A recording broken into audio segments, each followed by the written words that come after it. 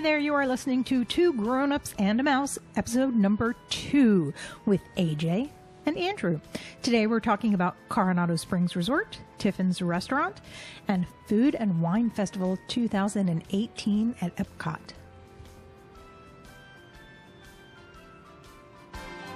Everything Disney in and out of the house. Two grown-ups and a mouse. Hi there, I'm AJ. I'm Andrew. And you are listening to Two Grown-Ups and a Mouse. You can find us on your favorite podcast, which you already did. Yeah. You're listening to us, so Somehow you found us. it didn't happen through osmosis. No. I don't think. But That'd be- definitely, if you haven't, you should subscribe. Yes, please. You can find us on social media, like Facebook, Twitter, Instagram. And it's a very difficult name to remember. It's Two Grown-Ups and a Mouse. Along with the website. Website, Two Which is- Grown-Ups and a Mouse. .com. Yeah. So hopefully you can remember that. You found the podcast called Two Grown-Ups and a Mouse. So you can find us on social media. You can subscribe. You can do all kinds of fun stuff. If you didn't listen to episode number 1, we are a family-friendly podcast for adults who love Disney. And that's everything Disney, from inside the parks to back home, right? Yep. Cruises. Oh, I love cruises. You love Disney cruises. Yes. Yeah. Not other cruises No. that shall not be named. Correct. Only Disney. Correct. I was going to say, it's funny that I, of all people, am saying, I love cruises, because, yeah, that wasn't the case the whole time. Yeah. But Disney can do that to you. You didn't want to go on a cruise ever again. No, not after the non-Disney cruise, no. See? And now you can't stop. You have a sickness.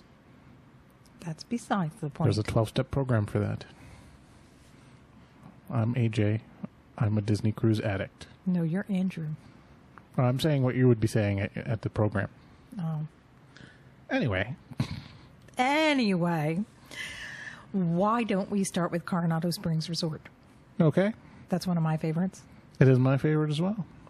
No, I said it was one of my favorites. Well, I would say at the moment it's my favorite overall. I don't like picking favorites. Well, But, no, I mean, I do. I don't like picking, like one favorite. But, yeah, it's pretty high up there. yeah. In fact, when we were there not too long ago, a few months back, we checked in, but we hadn't gone to our room yet. And then my phone rang, and it was Coronado calling to say, would you like to stay at Animal Kingdom Lodge? Mm-hmm. And we said, yeah, thanks, but no thanks. Yep. Animal Kingdom Lodge is beautiful. If you haven't stayed there, you should stay there. It's beautiful. It's gorgeous.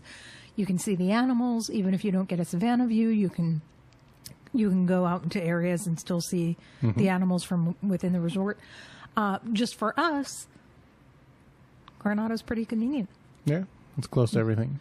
I mean, the downside to Animal Kingdom is, you have to park a long way away, and it's Florida and rainy season, and it kind of sucks sometimes. You might get caught out, and you have to walk a long way to your room. Yeah. If you're unlucky.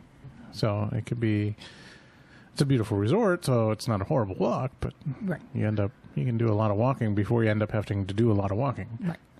And the travel distance from Animal Kingdom Lodge versus most of the other resorts, it's a little bit further. Yeah, and the traffic isn't too bad yet. Who knows, maybe one day it will be, but it's not horrible, but it's going to be the furthest away from Magic Kingdom and Epcot. If you're going to go to Animal Kingdom, it's a great resort to stay at. Well, yeah, I mean, it's right next great, door. It's a great resort to stay at anyway, but it's just, we like the convenience of staying at Coronado. Yep. So why do we like the convenience of staying at Coronado? Well, as adults, Yeah. I think you've noticed it as well, is that there's not very many kids around, which tends to make things much quieter than staying at like All Stars right outside a pool or something. Right. If you aren't already aware, Coronado is a convention resort. So when they do have conventions in the Disney area, people tend to book Coronado for their event. A few years ago, we went to a car event. Yep. that was there in the parking lot. And because they do have the convention center in the resort, so they can have those types of activities Yeah, right there. It's actually, I think I think the convention center in Contemporary is bigger, but it's going to be close. But it's some crazy square footage. I mean, it's that whole one side of the main building is convention center. So At Coronado. Right. So that's why he was saying there are a lot less kids at Coronado because it's a convention center. But I don't know if that's the only reason. I'm on Facebook. I use it for Disney. You know, I don't really post too much personal stuff. You know, once in a while you'll see something, but for the most part I use it for Disney. I'm in a few Disney groups. Sure. Especially purses, but that's a discussion for another day. So you see conversations from people talking about the resorts and which ones they prefer and whatever and whatnot. Coronado is not the most easy to navigate, especially if you don't have your own transportation. If you're relying on Disney transportation, then when you stay at Coronado, you could definitely walk around the lake to get from your room to the main building. Right.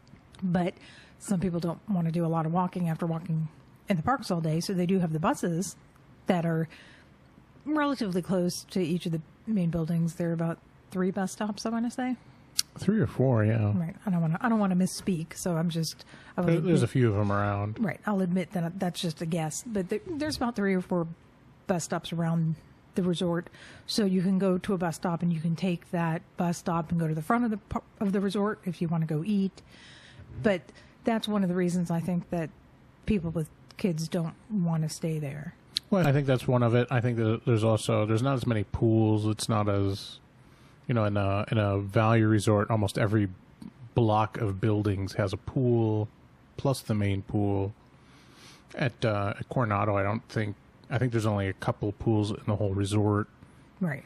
And then, so you start mixing it all together, and it becomes less and less attractive compared to other resorts. So. I remember a few years ago when we were waiting for the bus, and there were the kids around, and the mom and the dad, and what do you want to do tomorrow? Do you want to go to Magic Kingdom? Do you want to go to Epcot? Do you want to go to Hollywood Studios? And they said, we want to go to the pool. Yeah, just what you want to hear when you spent hundreds, thousands of dollars to go to Disney. Right. Let's go to the pool. They want to go to the pool. So yeah, the pools at Disney are great, and they usually, not usually, they are themed. Yep. For the resort. So the Coronado's theme, you can kind of hear it in the name. It's kind of that Mexican Aztec-y.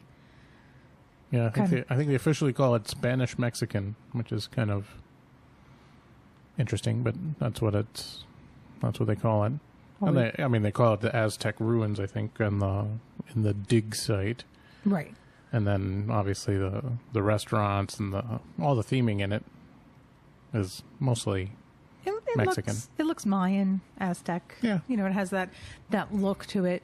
When you first walk in to the lobby area, to the right, you can check in or do the concierge if you need to check in with them. To the left, there's the shop. Yep. Which we basically go in, we check in, and then we go to the shop.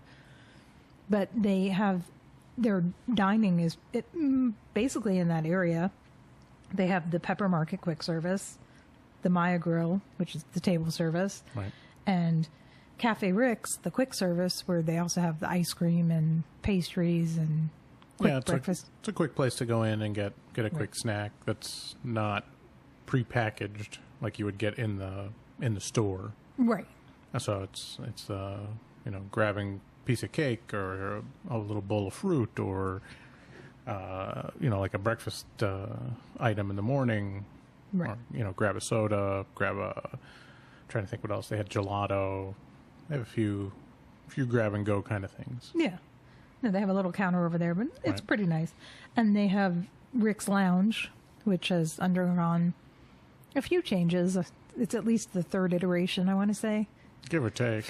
At least since we've been going. Yeah. There could be many more that we're not even aware of or previous names, but in the 15 years we've been together, when we started heading over to Coronado, we found Rick's Lounge and we enjoyed it. Yep. Now they have a new menu. I feel like they... That's a typical bar food kind of menu. Yeah, they Wings, nachos, mini burgers, I think. Do they still have that with their new menu? I think so. I think that's what is on the new menu. Right, but it's a very limited menu, but Right. it's still enjoyable. It's bar food. Right, but they have specialty drinks. You know, their specialty drinks are because it's on Disney property, but it is not a Disney lounge. Correct. It's not. It's owned and operated by somebody else. Right. So they're not going to have the same exact menu or drink options that you might have at one of the other Disney bars or lounges. right. But I think we might have even found that when we had gone to Disney.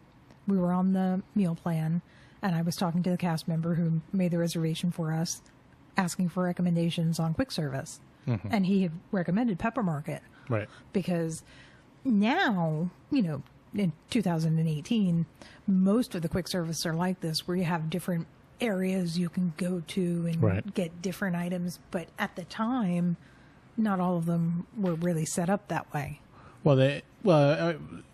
There was less. Almost all the quick service now is almost, at least at the hotels. At the parks, it's a little different, but at the hotels, it's almost always cooked to order for most of the foods. Which back then it wasn't. So I mean, back then if you ordered a burger, it might have been cooked 30 minutes ago and it's just been sitting under a heat lamp.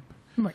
The Pepper Market at Coronado though was all cooked to order, and it was all that moderate priced foods that you would expect. So you could go in there and get a steak and potatoes, and it was cooked exactly how you wanted. You know, reasonably fresh potatoes and vegetables, and so you could get a $20 or $30 plated meal for a quick service against your meal plan. So it was the place to go to use up your quick services, Right. as opposed to going to, you know, the restaurant at Pop Century where, you know, you might have only gotten a $10 plate of food. So you could really maximize your dollars. Right. And that was why the cast member had recommended that to us. I believe that's probably how we came upon Rick's Lounge, because we went there and Pepper Market is right across from Rick's Lounge. It's right there. So we had seen it and we said, oh, either that or we were staying there, and we said, well, we don't want to go to bed yet. Let's go kill an hour or two. I don't remember what it might have been that. I just don't remember. We might have also just popped in because we were hungry and it was late and we didn't want to go to like McDonald's or something. And we said, oh, well, let's see. They might have a menu. And then, because back then they actually did have, that's where we first had the truffle fried mac and cheese, which were probably really, really bad for you, but they tasted really good. That might have been why we might have even found it that way. Maybe. That we were looking at the menu like, oh, this sounds really good. Let's go try it out. And then they also had some chicken wings. It was always bar food, but it was a little different than what they had today. But I remember the mac and cheese. That was really good stuff. And then they had weird drink specials. Like they had a margarita flight. That was the one that had a jalapeno margarita. Yeah, didn't like that. That was almost undrinkable. Pretty much. Except when we talked to the bartender, they were telling us how it was such a favorite. I just can't imagine anybody drinking that. Yeah, hot and alcohol, but Yeah, not so very spicy. What's that hot alcohol? The cinnamon shots. Fireball? Yeah, those are good though. They're sweet. Well, they weren't. I mean, it was literally a jalapeno margarita, so it was very spicy. Yeah, I did not enjoy that. Not good. It was not good. But my point is, I like spicy. You know, I could drink a Right. Fireball. That's not gonna bother me. But the jalapeno, I was like, I'm not really crazy about it. But Oh no, that was.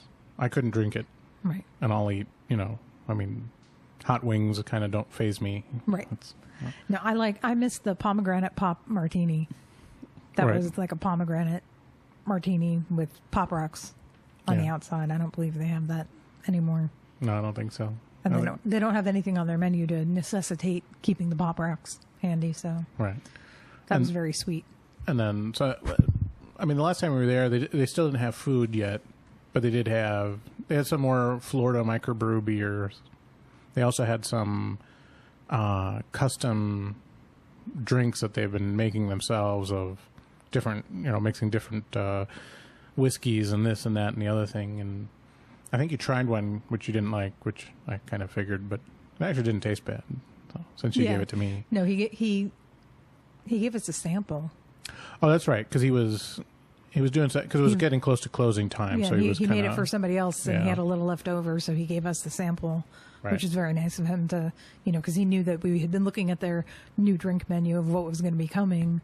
So when he saw us sitting there, and we had talked to him already, so he gave us a little bit, and I was happy we didn't pay for it because I didn't care for it. Yeah, but it's okay. It was a drink. To each his own. But either way, we really like Coronado, and they redid the rooms recently. Yeah. I'm not sure if... Over the last year or so, they've been redoing the rooms. Right. And so we've stayed in the newly renovated rooms. And I think that they're renovating a lot of the resorts. It seems that they're trying to get rid of the carpeting because of the allergens and people's allergies. And potentially, probably. I mean, it makes sense that a tile floor is going to be a lot easier to maintain than a carpet floor. Right. So they've been redoing the rooms along with expanding. Right. And the expansion's going to come about in the next year or two. Yeah, what did I read? It's the new main building is going to be 15 floors, and it's going to be, I don't remember how many rooms, but it's a lot. Well, they're going to put a lounge on the roof, and if you ever get a chance to check out Coronado Springs, you can actually see the construction going on right now because it is right at the front. Whether you pull into the parking lot or not, it's easily visible because they're building tall, not building out. Yeah, it's going to be a main 15 stories right off the main building. I imagine that'll help quite a bit with their conference people that are checking in. From what I read, I don't know if it's true or not yet, but there's going to be a lounge or a restaurant at the roof, so you can also see the fireworks at Hollywood Studios or MGM. I'm very proud of you. You could probably see it's always MGM. Except it's not, but go on. Technically, you could probably see the fireworks at Epcot, but it's not going to make any sense because it'll be a long ways away. But Hollywood Studios and Coronado are actually very close to each other. Right.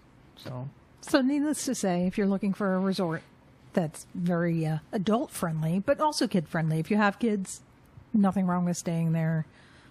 You can. No, it's definitely it's just like any other Disney resort. There's nothing kid unfriendly about it. It's just if they want to hang out at the pool, you're going to have to walk to the pool, the main pool, which is kind of in the middle. To get to the pool a little bit farther, to get to the main dining area a little bit farther. But it's a nice, quieter resort, as you already spoke about. The value resorts do tend to be kid heavy. I mean, when they have the cheerleading competitions or school trips or school functions, whatever.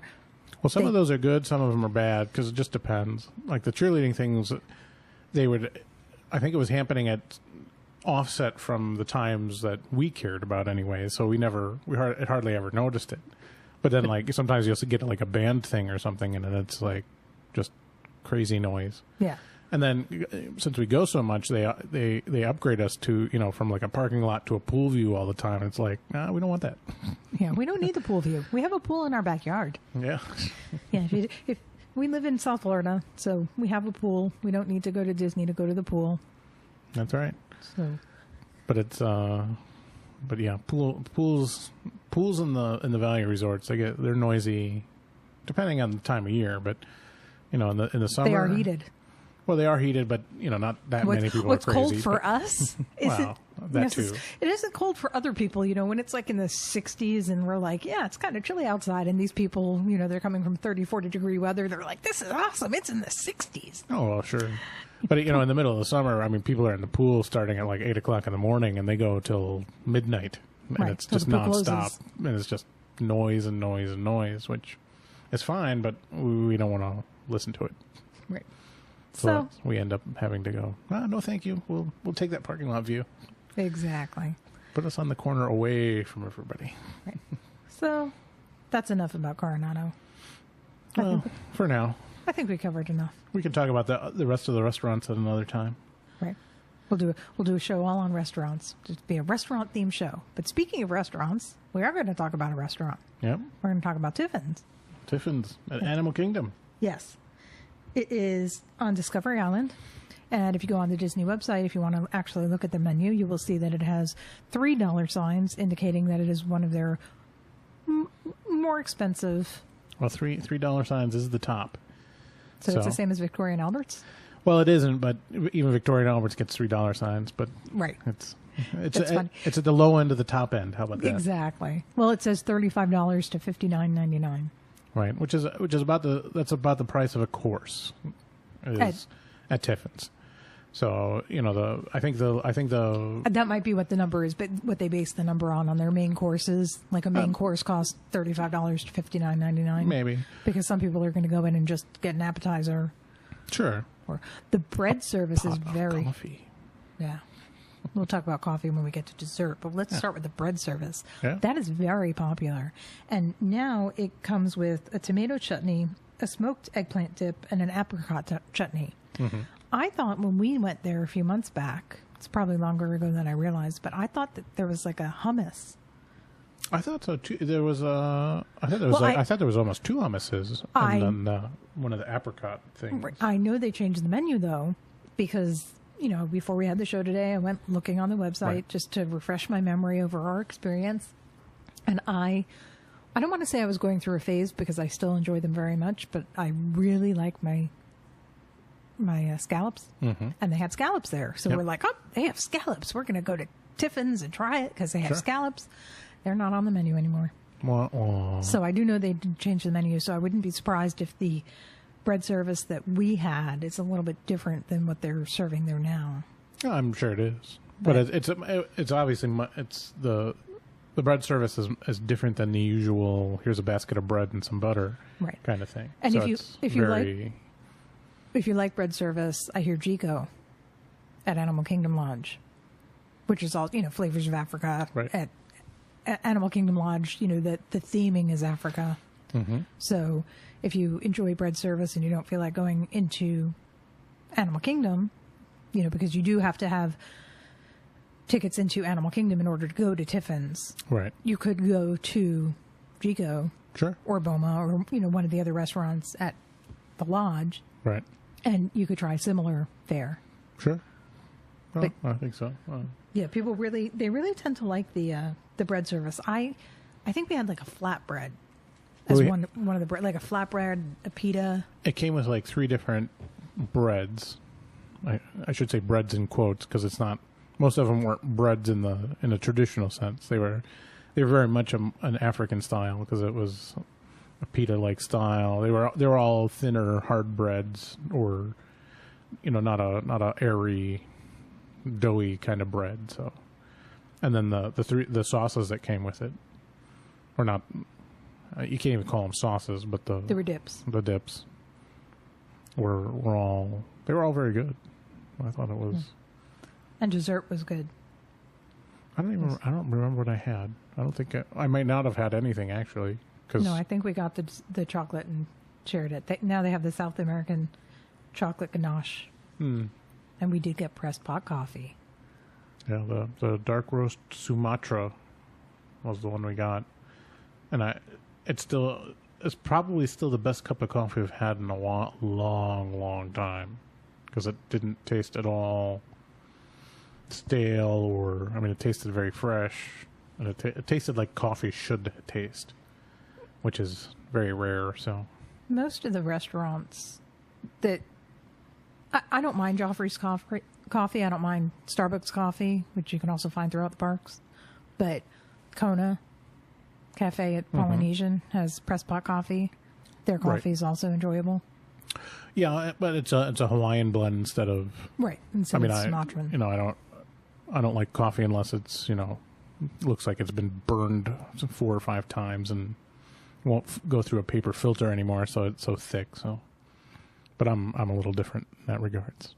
Right. I know you don't care because you just you put 4 gallons of milk and 2 pounds of sugar. So no, I do care. That's why I prefer the espressos and the darker roasts, because then I can, when I do add a little bit of creamer and sweetener, it still has flavor instead of being hot bean water.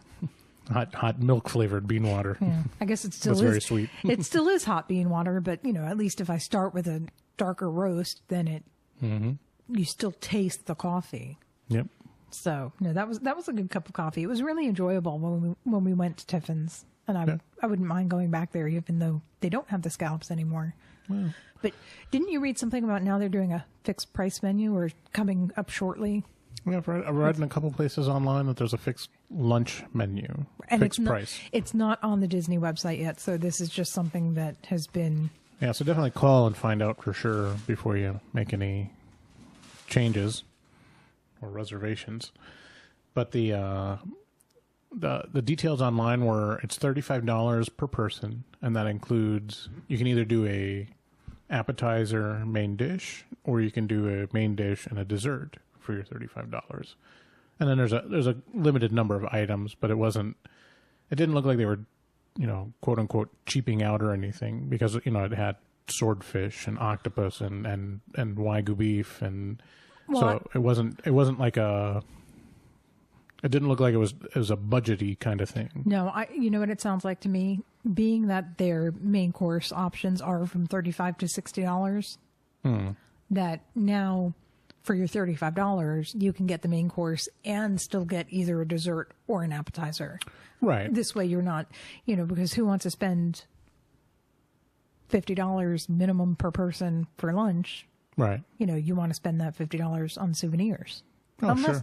Unless you're us, and then you do both. But well, the one thing, my biggest negative for Tiffins, and it really has nothing to do with the restaurant itself, is I don't like it when signature dining is buried in a park, because because when we went there, we were both drenched in sweat because it was 90 degrees and 80% humidity, and it's like now all of a sudden I'm sitting down for a nice meal, and it's like, but I'm drenched in sweat, and my hair's wet and my hat's soaked, and it's a little different than the usual signature experience you would expect. Yeah, but at least it is inside the park, so that when you do see people that are in shorts and if they are in a tank top or whatever, it's acceptable, versus people that go to the restaurants inside of the resorts when they've had time to change.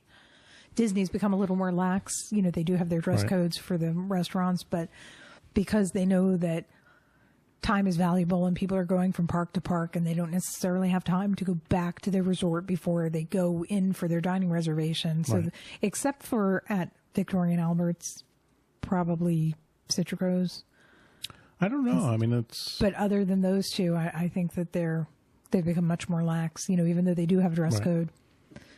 It's a little unfortunate, but it is what it is. I can see both sides. Yeah. You don't want to tell people like, no, you made your plans for your vacation and in 180 days you were able to reserve dining and you opted to reserve with us, and now you got stuck because of Disney transportation or because of your fast pass or whatever the reason is, and now you're a little bit late to your dining reservation, and no, we're not going to let you in because you're wearing shorts. It's like, I can totally understand why they would be a little more lax on that. Oh, sure. And, and at the end of the day, everybody is still on vacation, so it's not it's understandable at a place like Victoria and Albert's, because part of it is that dressing up is part of the experience. So yes, I'd be upset if someone showed up in shorts at Victoria and Albert's. Well, I'm pretty sure they don't let you in at all. Yeah, not at Victoria and Albert's, but at the other locations, they do have dress codes, but they're usually lenient. Yeah, and it's not so bad that it's like bathing suits and bathing suit cover-ups and stuff. They won't let you in, but you can still be in there in shorts and a t-shirt, which is... But then, at Tiffins, very rarely you're going to see people that are actually dressed up in any way. Right, because they're in the park and they opted to do the dining. But it's really enjoyable, and if you get a chance to check it out, definitely would recommend it, because we enjoy food. A little too much. We're not small. No. That's why we do podcasts and not, YouTube videos. There you go. We're not small, so but we do enjoy our food, so it's a great segue into the Epcot International Food and Wine Festival. Yeah, another one that we enjoy very much. Yeah. And it's funny because in the earlier days we kind of avoided it. Why? I don't remember. Neither do I. I think it was I think part of it was it was the why do I want to spend so much money on such a little piece of food, and it's crowded and all that other stuff. But then finally one day, I think we always walked around it, but we never really stopped to enjoy it. Yeah, there were a few times that we went there, so we were, quote, there, end quote, at the festival, but we didn't purchase any of the food items that they had to offer. So the Food and Wine Festival this year in 2018, it's going to be from August 30th to November 12th at Epcot World Showcase. It's one of the three main festivals at Epcot: the Food and Wine Festival, which they do in the fall, the Flower and Garden they do in the spring, and now they added the Festival of the Arts in the winter, like in January, February. It's a little bit shorter than Food and Wine and Flower and Garden. Right. I think they did it because they wanted to kind of fill that gap.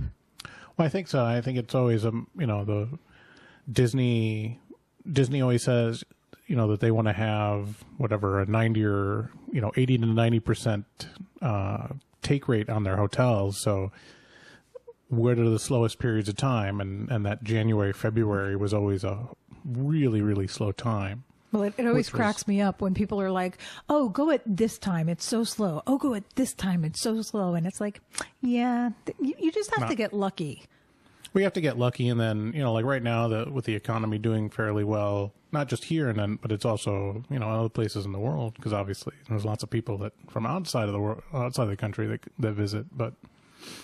And then when we used to go in those early days in the 2000s, right after the housing boom and all that. I mean, you could be, in the middle of January, you could be standing on Main Street at 10 o'clock in the morning or even noon, and you could count the number of people, other tourists on one hand. And it's like, those were great because, on the one hand, because, we never waited in line for anything. Right. I mean, we could literally walk out the exit right back onto a ride, but for Disney, that's not really that good. It's not like that anymore, though. No. They had the Food and Wine Festival. They've added the Festival of the Arts to kind of fill the gap, and then right after that, they go into Flower and Garden, and they're all great festivals in their own right. But we liked the Food and Wine Festival because we got married at the end of September, and Food and Wine usually falls right on our anniversary. Sure. In fact, they used to start Food and Wine about a month later. It used to be a little bit shorter. I think it used to be quite a bit shorter. Yeah, I think it was about 4 weeks shorter. Yeah, probably, give or take. Yeah, and now, because of the popularity, they've expanded it so that more people can experience it. Sure. And they've added they have these great opportunities. You go to Epcot, you pay your regular admission, and you get into Food and Wine. It's included with your admission. Mm-hmm. But if you want to try some of the food, they're few and far between. You might be able to find a few areas where you could taste something without cost. They might have a sampling area, but that's not really what the Food and Wine is about. Right. They have different areas you can go to and purchase different foods from different countries, things that they don't have out all year long. Well, they have a lot more countries than what they normally would. Right, so. because they put up like temporary stations for these countries, so you can try all different kind of food. And I don't think we grabbed the number of stations, but there'll be, call it a couple dozen stations around Epcot, maybe more, maybe a little less. Well, how many countries are in Epcot? Start with Mexico. Mexico, Norway, China, the African outposts, Germany, Italy, USA, Japan, Morocco, France, England. So that's 11. Canada. 12. And that's it. So there's currently 12 countries. If we counted right. There's our disclaimer, if we counted right. Yeah. 12 countries in Epcot. So now, basically, it gets about doubled.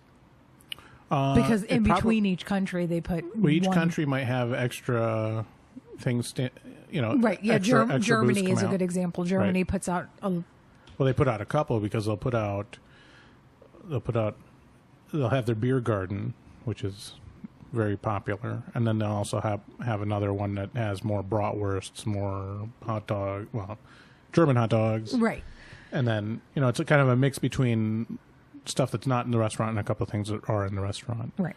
Canada's the same way, right? They have, you can get a small cup of the cheddar bacon soup, or a plate with the filet mignon in the mushroom whatever sauce, which are two of the most popular dishes at the restaurant. So, but then you also have, there'll be a South Korean booth which has something totally different. Right, and there's no South Korea inside of Epcot. Correct. So you can experience that. But yeah, you're right, because like China, you could always eat at the sit-down Chinese restaurant or the quick service Chinese restaurant inside of China, inside of Epcot. However, they do open up that kiosk for the festivals where I don't know if it's the Food and Wine or the Flower and Garden where they have the frushi, the sushi made of fruit. Yeah, that's not China. That's Japan. Yeah, that was in Japan last time. But in China, I know I've had the strawberries. They were like sugar-coated strawberries. Right. It was kind of like a candy apple. Yeah. But a candy strawberry. That's what it was called, candied strawberries. They were really good. Yeah, well. But they don't have those all year long. They just had them at the festival. Cover strawberry and sugar, and imagine what happens. Cover most things in sugar. Yeah. Pretty good. It was. And of course, a lot of people do like to go to the festival to drink around the world. You see a lot of shirts, drinking around the world. Sure. But usually, given it's still summer out, they're usually only make it about a quarter of the way before they're... Well, no, it's not still summer out. It is fall. It's just really hot because it's Florida. Yeah. Well, I wouldn't say it's still summer. Well, to them it's still summer. Yeah, it feels like summer. It does feel like summer. It's, of course we have been to Disney when it's been in the 30s and 40s, and we're like, why? Yep. Why? I have a picture of icicles hanging off the Muppets in front of the Muppet attraction at Muppets 3D MGM Hollywood Studios. Gonzo's nose. We've been there when it's cold and frost warnings. Very cold. And we've been there when it's 100 plus degrees and 100% humidity, and people are dropping like flies. We went when it was really cold, and our moms came to spend a night and hang out with us, and we like to try new things. So on this particular trip, it was like, oh, they have a horse carriage ride inside of Fort Wilderness. Let's do that in 30-degree weather. Yeah. Well, we didn't know it was going to be 30 degrees when we booked it. Well, yeah, that's the downside to booking so far in advance. At least they had blankets, so. Yeah, they did have blankets for us to use. They do have the Eat to the Beat concert series. Yep. They have an Eat to the Beat dinner package. They do. At most of the restaurants. Most of the sit-down restaurants. We haven't tried that yet. Which? The Eat to the Beat. Well, we've seen a few of the bands over the years because of either from D23 or, we've been up there normally, and I think we've only once sat down and watched a band. We watched with friends that we met through D23, which, if you are not familiar, is the official fan club for Disney. Yeah. You can become a D23 member on shopdisney.com. Right. You can get a free membership, or you can get a paid membership. Paid memberships, they have some that include a magazine, different benefits to being in D23, but they have some events. They tend to have more in California than in Florida because they're headquartered out of California, so I think it's a little bit easier for them to plan them. Well, it's d23.com you can go to as well, and then from there you can sign up. But it's run by the archivist or the archive division of Disney, so it runs out of California. We did Sip and Stroll. Yeah, that was a D23 event. It was Sip and Stroll at the Food and Wine Festival. So we did. We've done a couple of Sip and Strolls. So yeah. But they were a few years back. Oh yeah. But that was one of the times that we did sit down to the Eat to the Beat concert series, and they were like, "Hey, do you remember the name of the band?" I just remember we didn't recognize that it was like a band, and it was like, "Huh?" And then we're sitting there, and the music starts. It's like, I know this. Next song plays. I know this. Next song plays. Oh yeah, I know this one too. It was like really funny that we weren't all that familiar with who they were by the band name, but we were familiar with almost all of their songs. Oh yeah. So it was really enjoyable.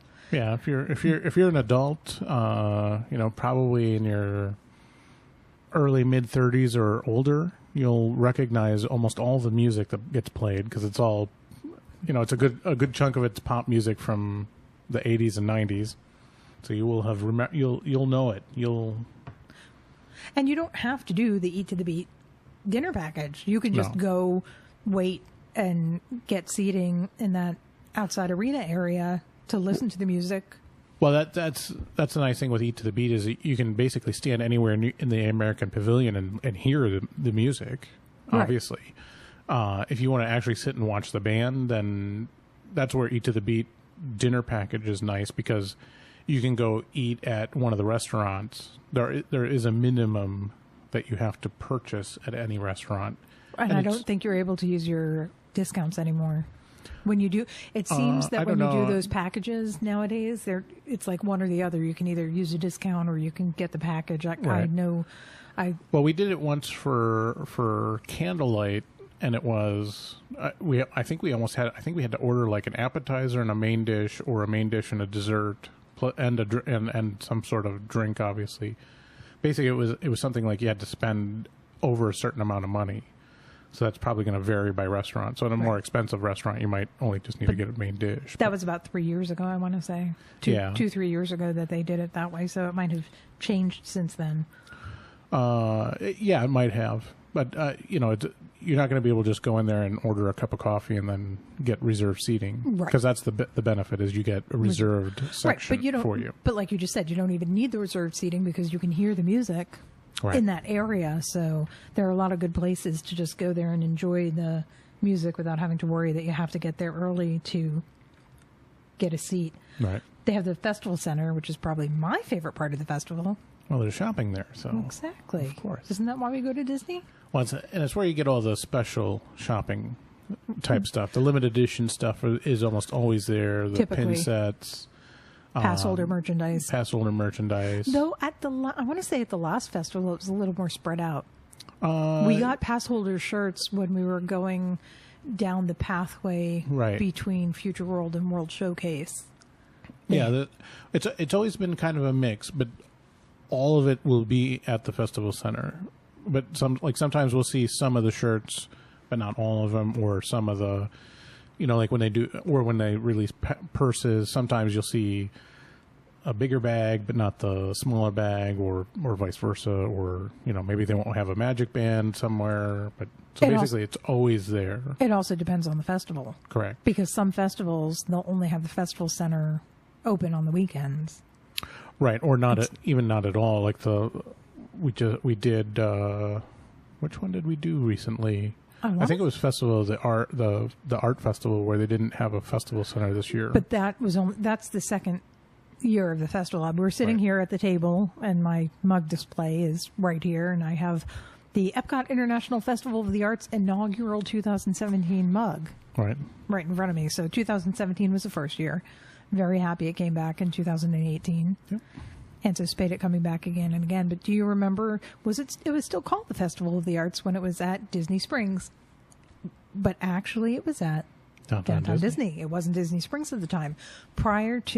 And Pleasure Island. Yeah. Prior to the changeover from Pleasure Island and Downtown Disney, there was a festival and the chalk art, which is, my favorite part of the art festival. Mm-hmm. Then came the expansion of Disney Springs and everything. Right. The festival kind of disappeared, and we were upset because we enjoy artwork. If you look at our house, the only thing on our walls are either pictures from our wedding or Disney pictures. That's it. Yep. All of our artwork is Disney. I can't bring myself to buy any other artwork because everything's Disney. Right. Save a little bit of money, maybe. Probably not. Yeah, but either way. So I was upset that the festival kind of disappeared for a year or two, but very happy when it came back in this form at Epcot. Yeah.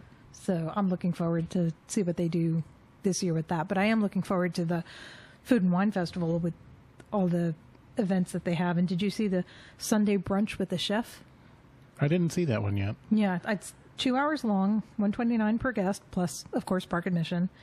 And each weekend that they offer it, there's a different chef. And some of the chefs that they're having are Richard Blaze, if I'm pronouncing that properly, Jamie Dean, Tiffany Thiessen, I don't think of her as a chef. Isn't she the one from Baywatch and the show with Screech?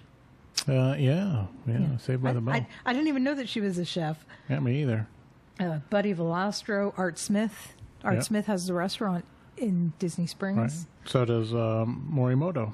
Oh, yeah, right. Morimoto Asia. Yep. So, and they have a few others that are going to be there, so you can do the Sunday Brunch with the Chef event.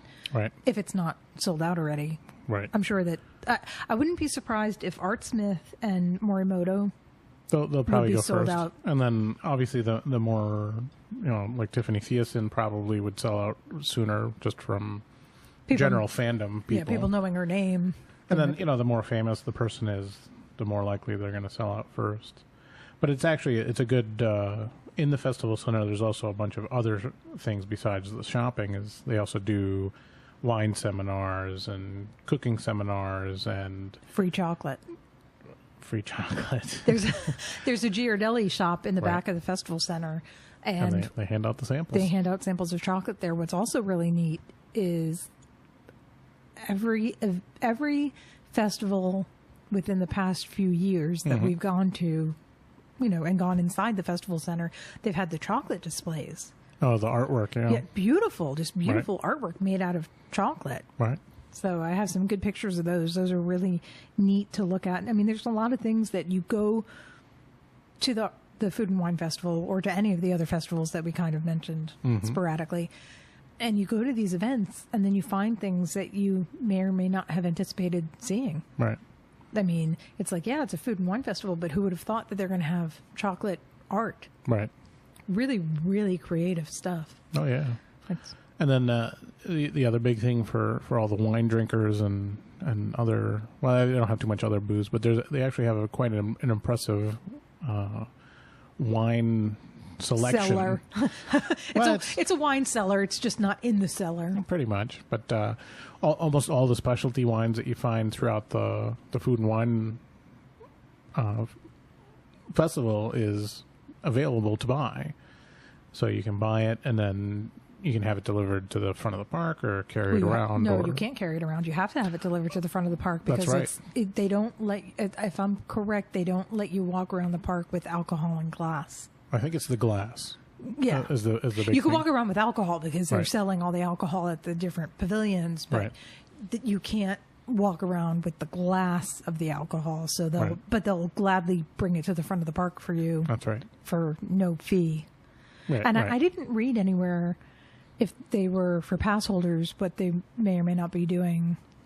In the past, they've done like buttons or patches or magnets have been very popular since last Christmas. They had the Mickey magnet, the Minnie magnet, Donald Duck magnet, which I believe we're in July. Right. I believe they're still giving those out at Epcot. Well, that's a downgrade. I think they underestimated the popularity of handing out, because the one year we went, they were handing out glasses, like champagne flutes. Yeah, things have become quite popular. Yeah. The pass holder giveaways. Those are, you have to be a pass holder. Depending on the item, sometimes they will scan your band so that they can track it, so that they can limit it to one person. But at it was either the art festival or the Flower and Garden, one of the two festivals, they had the bell from Beauty and the Beast's lithograph, and that they just looked at our ID. Right. So you still had to take out your pass, and you had to take out your ID to prove that you were a pass holder, but they did not limit the number. Right. They didn't record how many. No, I'm sure there's a dollar amount on it where they care or don't care, right? Because if they're not scanning anything, you could literally just keep going around in line, or maybe put on a bright smile and say, "Can I have an extra one, please?" But hopefully people don't do that. So when people like us go up there for one weekend a month, or one chance to get the item, it'd be very frustrating if there are none available because people have been using and abusing the system. Well, yeah, but that happens with everything. Well, yeah. Look on eBay. Yes. No comment. No, it is what it is. What are you going to do? Well, yeah. I mean, I'm grateful that they do have the added benefits for pass holders. Right. They do have. I don't know if they really have any pass holder events at this festival. like pass holder exclusive. I mean, they at previous festivals they've had pass holder exclusive Dooney purses, for example. Right. Where or other pass holder exclusive merchandise where you have to show your pass in order to purchase the. Well, I mean, they always have pins and shirts. Oh, right. They have pass holder pass holder exclusive pins and pass holder exclusive coins. Yeah, they do the coins. They've done a lot of coins. Often there's a shirt. Sometimes there's a magic band. Sometimes not. It's kind of. I haven't quite seen a pattern in how they figure some of the things out. Because sometimes, like you said, one time there was a purse, and then most of the time there wasn't. That is something newer. Right. And of course, I'm very familiar with it, being that I do have a collection of Disney Dooney purses. Right. So I am in, as I mentioned earlier, I'm in a lot of Facebook groups, Sure. mostly for all for Disney. Right. But I'm in Disney cruising groups. I'm in Disney purse groups. Right. Disney sneaker groups. I mean, but the majority of the groups that I'm in are Disney purses. So Sure. I'm familiar with the merchandise that comes out for the different purses and the different styles that come out. Right. And unfortunately, there's a lot of them. Yeah. It's like fortunately, unfortunately. Well, fortunately, lately you haven't liked all the patterns, so. Yeah, I like when I don't like the patterns. It's actually a good thing. Well, maybe. No, it is a good thing. It Then saves a little then bit you of have money. to find something else to feed your habit. So. It's like an injection. Yeah. Shopping. Feed me shopping. Exactly. Next thing you know, you'll be buying Alex and Ani. Oh, wait, too late. Hey, I got one for $10 at the outlet. Well, that's the benefit of the outlet. It was Alex and Ani typically, I want to say they started about $25. Some of them, 25 to 35 is probably average price if I had to say. Right. I mean, I might be a little bit off because that's not my purchase of choice necessarily, so I'm not as familiar with the pricing on that. But for argument's sake, we'll say they start around $25. So they had some at the outlet for a few weeks or a couple months now, and they were $18 each. And I did buy two at $18, but I didn't buy the majority of them that they had there because I just didn't care for them. Right.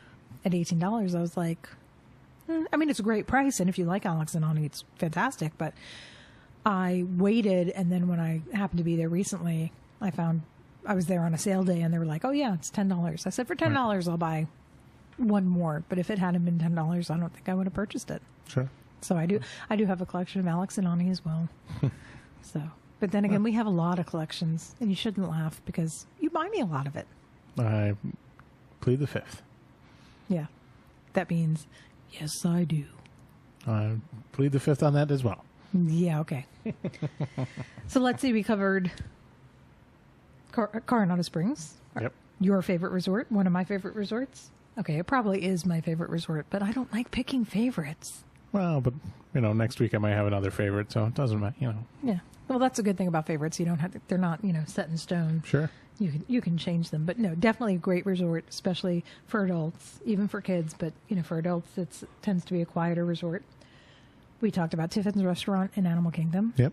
Excellent Enjoyed food. that. Hopefully we'll be going back there sooner rather than later.